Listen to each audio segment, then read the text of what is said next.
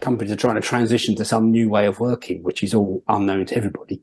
And it falls on the middle managers again. You guys sort it out. I would use this as a word of caution for anyone who is looking at those two forks in the road. Be careful what you do. If you display distrust of people, then you really don't know what you're going to get in return. So I think, as ever, it starts with giving people a bloody good listening to. The system is making good people do bad things. It's the thing that I always say. Neurotech at work. So this is devices that actually measure brain activity, and of course can potentially be used for all sorts of purposes. I have visions of people fencing gerbils in on their keypad to walk around on it while they, the ingenuity will be huge. It's just based on the completely bizarre preconception that productive people are people who are pressing buttons or moving mice on a regular basis, and that means that they produce results and outcomes and services and happy customers. It's sort of like the shock absorber, if you like, between the senior management world and the reality on the ground. And if you take it out of the way, I think that those shocks will be felt very, very strongly at both ends, and the thing will just become rapidly dysfunctional. Welcome everybody to this third episode of World Punks. Today we're talking about the middle manager. Ben, what have you got to say about the middle manager? Well, the thing that caught my eye this last week was an article from Forbes magazine. The kind of headline was, shock horror. People's relationship with their manager has as large an impact on their health as that which they have with their doctor, their therapist, even in some cases their life partner. Because kind of we've known this for at least 40 years, right? There was a study that was done in the 1970s, big study, tens of thousands of people.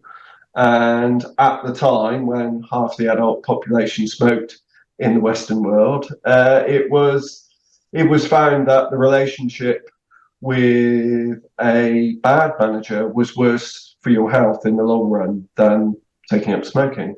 So I reacted to it strongly, because this ain't new news. We've known this for 40 or 50 years through science, through research. But then also the article then went on to talk about, we need to help our managers and send them away on leadership development. I said, hang on. We've also been doing that probably for 40 or 50 years. That hasn't made a jot of difference. And kind of the need to address this problem at a systemic level was entirely absent from the article, and that really got me wound up. So, there is so much that goes on in the world of management that runs contrary to what we know about human behavior and how we get the best out of people. But we've become so used to it, so conditioned by it, we just accept it's going to be there. Performance appraisal, standard work, job descriptions, performance-related incentives, centralization, all these things have become just normal. And until we disassemble that architecture and create a new system, this problem, and sadly the impact on people's health, is kind of going to continue. And Colin also, I noticed, was standing up for managers, which doesn't happen very often. No, indeed. I was surprised myself. A couple of weeks ago, I was writing my newsletter, and the issue of managers sort of came up in my mind, and particularly middle managers. By which I mean people who are beyond the first level of management, but aren't at any sort of seniority level. And I can associate with that because I used to be one of those.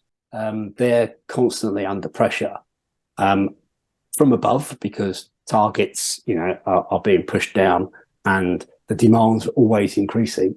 But also from below, because they've got all these people they have to manage, and people tend to want stuff, and have demands and needs that they expect their manager to meet. So they're getting squeezed in this way, which so where's the capacity for them to actually do this stuff?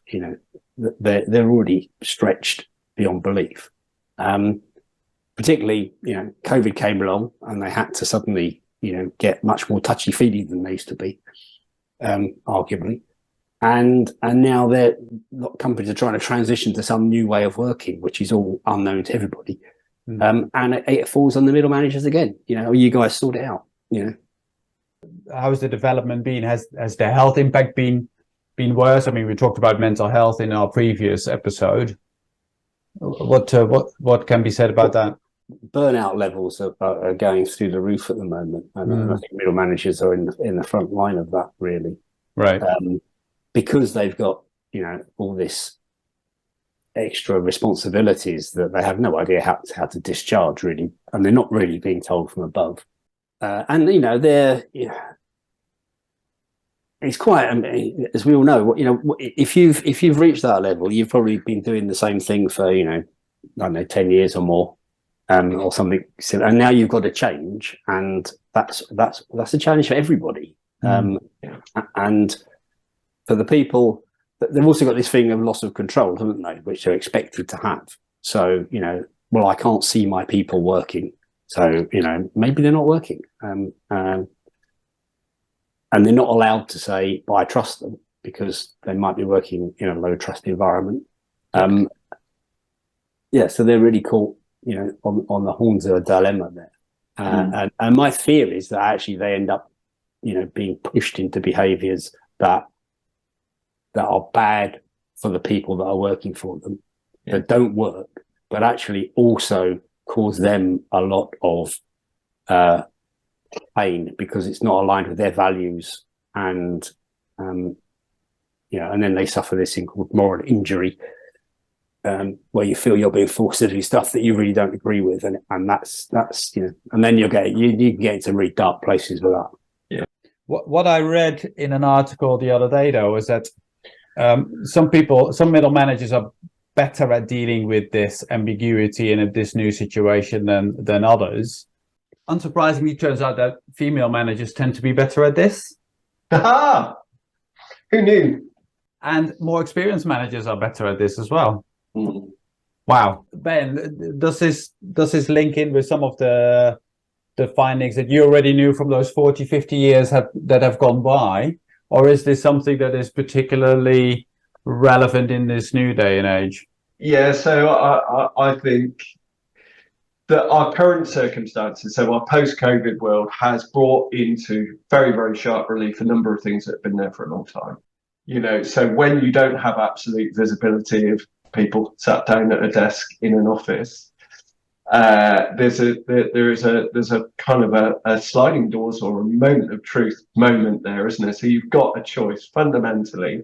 You can either go down the road of trying to exercise control, always remembering that control is an illusion, but doesn't stop people, or recognizing what we know much more about human psychology and interaction, and really go the other way and really extend the trust and focus very much on the individual rather than the task and the checking up and the micromanagement. And of course, technology can really help with the one, but really can never replace the human to human stuff that is key to the other. So in that fork in the road moment, organizations and the people that lead them have that very, very profound choice. And they can either go down the route of trying to grab back some control using technology, or they can say, actually, we just need to grow up and start trusting our people. And not everyone will be trustworthy, but probably 95% of the people will. So let's deal with that, and then we'll deal with the 5% separately. We can accept that. And long before COVID, probably about 10 years ago now, I was working with quite a large organization in my capacity as a consultant, and they had about 1,000 guys traveling around the whole country doing building repair works and engineering type works across a 4,000 place estate. So big organization. And they implemented something called dynamic scheduling, which took the autonomy away from those tradespeople, away from those engineers, and gave it to a big computer somewhere. So then they combine that with location tracking, keystrokes on their ruggedized laptops. So they basically invited a game of cat and mouse with those people, using technology to be able to understand their every move, and the ingenuity of people to beat that system. If they'd have harnessed that ingenuity to solve the problems at work, they would have had no problems at work. So, word got round that if you stuck some tinfoil over the tracker in your van, you went off grid. So guess what? Everybody does that. They took photos of barcodes on machines, so they parked their vehicle up somewhere. So, when we don't trust people, they don't trust us, and we invite a game that we will never, ever win. So I think I would use this as a word of caution for anyone who is looking at those two forks in the road. Be careful what you do. If you display distrust of people, then you really don't know what you're going to get in return. I was just thinking that also illustrates the dilemma of the middle manager. There's a lot of those that are switched on, and let's be honest as well, although I'm empathetic to middle managers, there's quite a lot of middle managers who should never ever be put in charge of people, and that's another problem that we have with the way we promote people on the basis of putting them in charge of bigger and bigger groups of people. But those that are sentient beings and are switched on will have realized during COVID that actually my team can do a lot more than I thought they could if I just let them, if I give them some trust and I give them the autonomy. And they were allowed to get on with that. And then now what we're seeing is a lot of senior management teams are trying to draw back control. So not just through technology, but, like return to the office. You've got to be in the office 3 days a week. That middle manager is now like, they realize they're trying to, as usual, they're trying to face two ways, but they're trying to take the reins off for their team, but they're being told from above, you've got to get this under control. Why don't you know where they are? Why, and all this sort of nonsense. That's what's causing people to get very stressed and burnt out. And now you're referring to the fact that some middle managers shouldn't go anywhere near the position of having to manage a group of people. And let's face it, I mean, Ben, you talked about some of these practices being 40, 50, 60 years old. That's one that we are still suffering from as well, isn't it? That ultimately a lot of middle managers certainly initially get promoted from a frontline position because they're very good at their frontline work. I see it in the health system as well, right? I mean, a lot of doctors in a hospital, they obviously get trained up on being a doctor, but being trained up on being a doctor is about being very good clinically.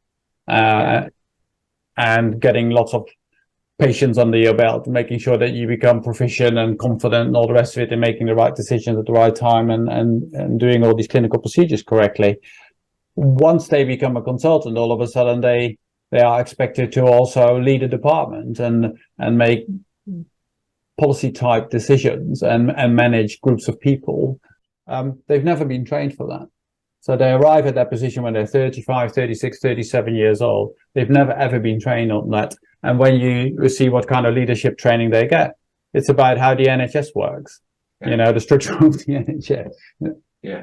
I mean, this is all about, at the core of this, it's all about the relationships, isn't it? I mean, we all know that's really what makes organizations effective. And that's what makes good managers, is they have good relationships with the people that work for them. And, we have had a system that has elevated, technical task orientation because our businesses and organizations have become increasingly process oriented and focused on the measurables, and so it's not just in areas like medicine, where you actually want people to be technically proficient. I mean, it's not beat around the bush, but also across industry, you know, managers have been promoted because they're very good at task execution and process and planning, and that, you know, they're not actually very good at the people stuff. And the challenge they now face is, you know, going forward, it's the people stuff that matters. For me, those two things are in a pretty nasty reinforcing loop, aren't they? So, you know, so we see this in professional services. So people who are really, really good technically at delivery, whatever discipline they're in, so they get elevated through the roles of, you know, so sort of seniors and then associates and then partners, and you know, that wasn't a role that they ever really wanted, but they've worked that hard and they know that the rewards are there when they become a partner in the firm, so that's what they do, and the help that they get isn't brilliant. And then on the other hand, the sort of technology thing, so you know, what those people are then charged with doing is, you know, the dashboard's gone red, so then we need to start chasing people up. So then you regress into that micromanagement, and you put yourself into the boots of those people. Bloody hell, I'm coming out inside of Colin here. Who'd have thought? You know, where everybody's got visibility of where everybody is, red, amber, green, and everybody wants it to be green. And you've got this discomfort in terms of, I'm not a naturally gifted people person. What do? You start micromanaging people about tasks, activities, deliverables, hitting deadlines, stuff like that, and not getting under the surface of, so how could I serve you in enabling you to bring your whole brilliant self to work? So a question then for both of you, because you're obviously you're arguing that middle managers in the current situation are in quite a difficult position. What should their organizations do to enable them to be more effective in their jobs and lead a happier professional life? So I think, as ever, it starts with giving people a bloody good listening to, right? And, you know, just choose your battle. So which one of those things that is part of the architecture, part of the system in which we work, is causing us the greatest pain, or causing us to adopt behaviours that we know aren't particularly healthy, to get us right back to the Forbes article. And that may be the red, amber, green dashboard. It may be the personal performance review. Could be all sorts of things. But if we need to replace it, then what would drive better conversations, build better relationships to get back to that, and ultimately bring better performance than the current system, and put them in charge of it and run a little experiment and see what happens. And if it's a success, then you know what? Someone might notice that things are going rather better in this team, and it might just grow legs and be more widely adopted. I'd have a slightly different approach. So I think the first thing to say is that, you know, this is a systemic problem, in that it's the pressures that the system places upon people that are forcing them to adopt these poor behaviors. You know, so the system is making good people do bad things. It's, you know, the thing that I always say, and that's very hard to change. Hopefully, you know, some managers or leaders will become more enlightened and start to run things differently. But in the meantime, I think this is really about self-preservation as a middle manager, because otherwise you are going to burn out and crash. You know, and I've been through that myself, and it's not very pleasant. So, and it's not sustainable either. So it's really about being aware that you are feeling this discomfort, looking into why, you know, and recognizing that you're being pushed to do stuff that doesn't align with who you are and your values. I'm always wary about saying that step out, unless it's, I mean, there are situations where it's like so toxic, you just have to remove yourself from it. But for a lot of people, that's not a very easy option. So it's very much about, you know, looking after yourself and your people, but doing it in a way that doesn't. You have to do it with a bit of subterfuge, because you don't want to be seen to be being too different, because as we know, that often gets punished. There was a lovely thing that popped up on LinkedIn a couple of months ago now. So, as a manager, are you a funnel or are you an umbrella? And what I described was being an umbrella, so sheltering your team from the contexts that cause good people to do bad things, to pick up on that lovely expression from Colin. So that requires a certain amount of bravery, because you to a lesser or greater degree, you're going to be breaking the rules, right? You're going to be stepping outside of the guidelines that are cast down from the big corporate mothership somewhere. You have the option to be a funnel and just channel all this stuff that's falling down onto your people and offer no protection at all, in which case you'll probably get promoted to the next level. Towards the end of people's careers, when they've got enough pension in the bank and they've done it, and then they start to get brave. And very often it's at that stage that, you know what, I'm old enough, I've seen enough of this world, in terms of this world of work, to realise the ridiculousness of this, and I'm going to do something different. And I will probably get edged out as a result, but if I do, then I'm still going to be okay. And actually, what you notice when those individuals do that is there's a massive kind of upturn in the performance of whatever size team they lead. It's only when that happens you realise how fear, and it is fear, how the extent to which that is paralysing for us. I'll add a bit more to that, though, because it's not just about that. If you do have to be brave, and if you do step up, you might well attract some unwelcome fire. But the opposite is also equally harmful, even more harmful, I would say, because first of all, you are potentially damaging the people beneath you, but you're also damaging yourself, because living with that conflict between your values and the stuff you're being forced to do is extremely corrosive. And as Jeffrey Pfeffer pointed out, dying for a paycheck, your body's going to be full of cortisol and adrenaline all the time, and you're going to suffer the health consequences of that, not as well as the mental torment.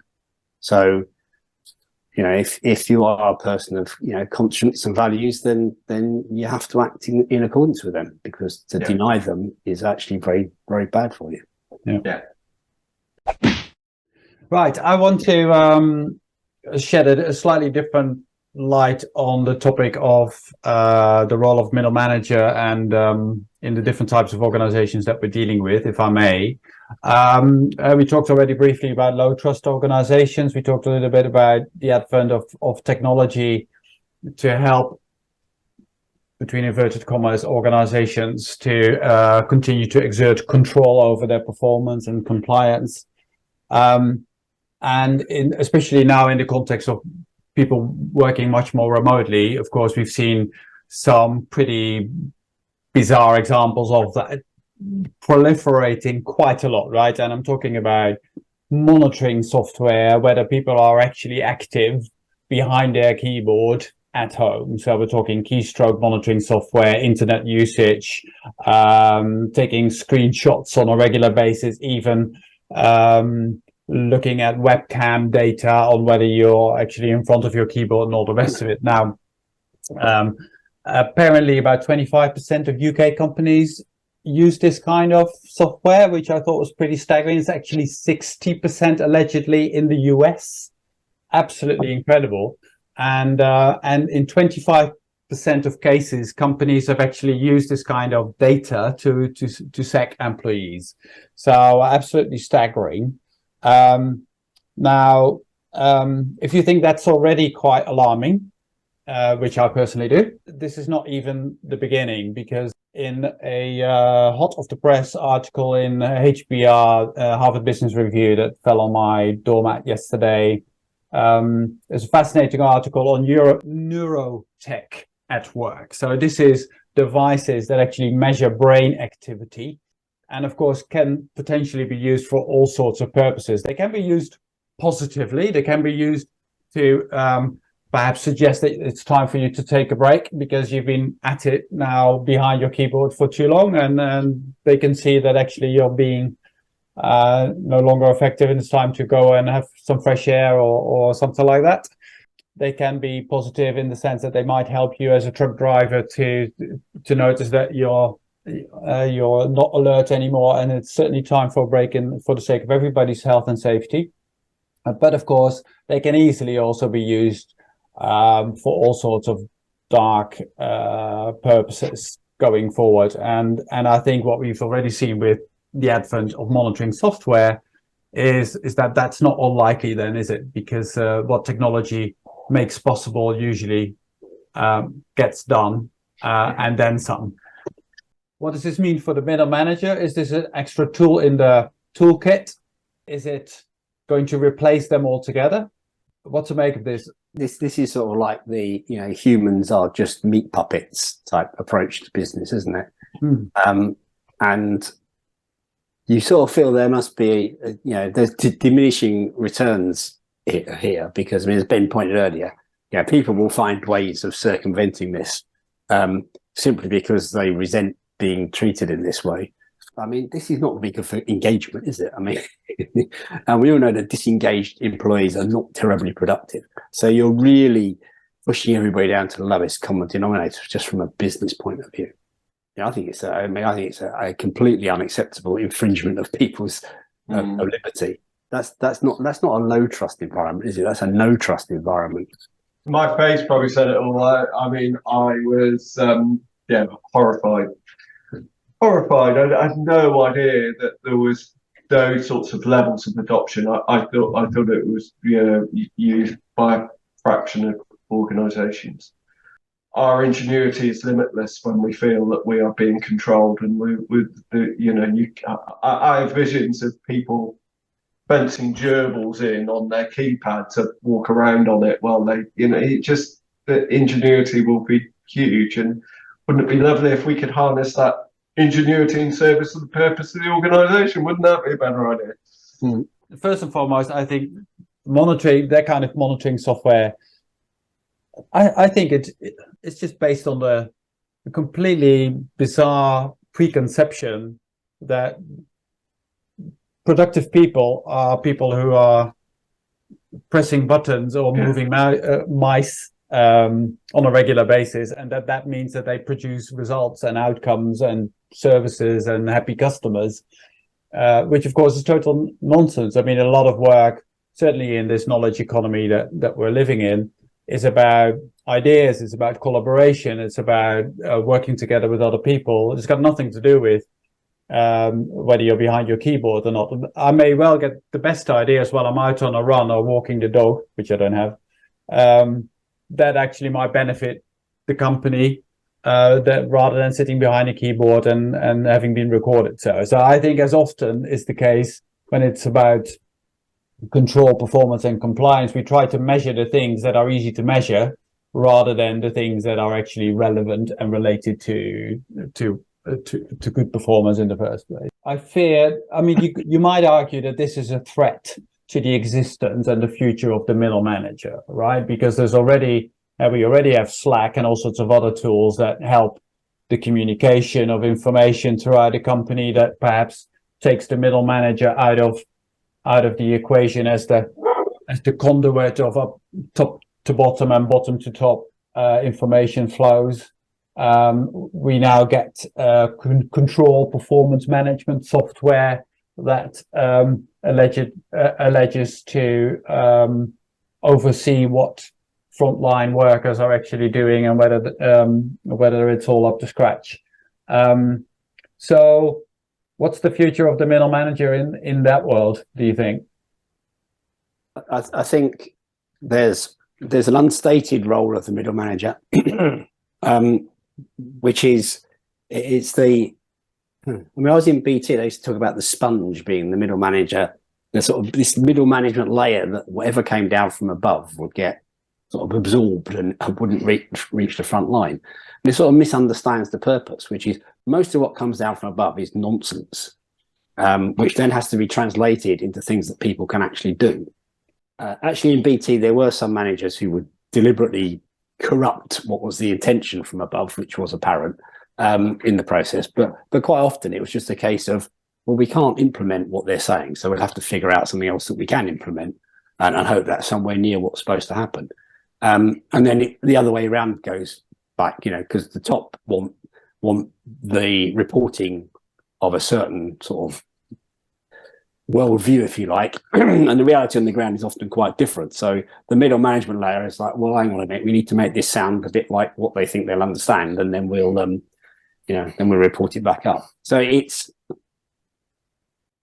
sort of like the shock absorber, if you like, between the senior management world and the reality on the ground. And if you take it out of the way, I think that those shocks will be felt very, very strongly at both ends, and the thing will just become rapidly dysfunctional. So that's one thing. But as we also move towards more progressive structures, then it's more about creating the environment for people to thrive and succeed, which is what a good middle manager does anyway, as well as all this other nonsense they have to put up with. So it's much more moving towards that relationship building and support and encouragement and coaching and mentoring. Those are the people skills which become even more important. So I think in some ways there might be a thinning out of middle management, because there's a lot of stuff that goes on that is just completely unnecessary, just nonsense bureaucracy. But the actual impact of middle management could actually become more important. I would agree with that. I mean, just listening as Colin spoke there, if the right people are in those roles of, let's call them leaders rather than managers, and I'm just going to echo something that Edgar Schein, I think, said in his last book, which was, leadership is not a status, it's not a role, it's not a title, it's not a brass plate on the door. It's pure and simple. It's a relationship, and building those relationships and being useful to your people in creating the sort of environment that Colin describes, enabling them your whole team to bring their collective brilliance to work. It's a deeply rewarding thing to do. So then all of a sudden, middle management actually looks like quite a nice job to do, and not the sort of arduous, sort of trapped in the middle role. So I think if we change the system and we emphasize the need for good servant leadership, then everybody wins, don't we? We get a high performing organization. We get people who are charged with the responsibility of others, feeling good about that responsibility, not trapped in the middle. And we get to a place where teams are allowed and enabled and supported to do their best and most rewarding work. So yeah, it's all possible, but I don't think we get there. And this really does go right back to the beginning. I don't think we get there by tinkering around with the system that we've got. We need to progressively and consciously disassemble the system that we've got and move to a different system. I think that's a perfect point to end today's conversation, and maybe the start of a manifesto of some sort. So down with the system. Spoken in a true work punk yeah, that's it. style. Excellent. So thanks for watching this episode of Work Punks. If you enjoyed it, press that like button, subscribe to our channel, and let us know. Send us a comment or an email about what you thought we addressed well, or perhaps where you completely disagree, and share with us your viewpoints by all means. Hope to see you next time. Bye. Awesome. Bye. Bye.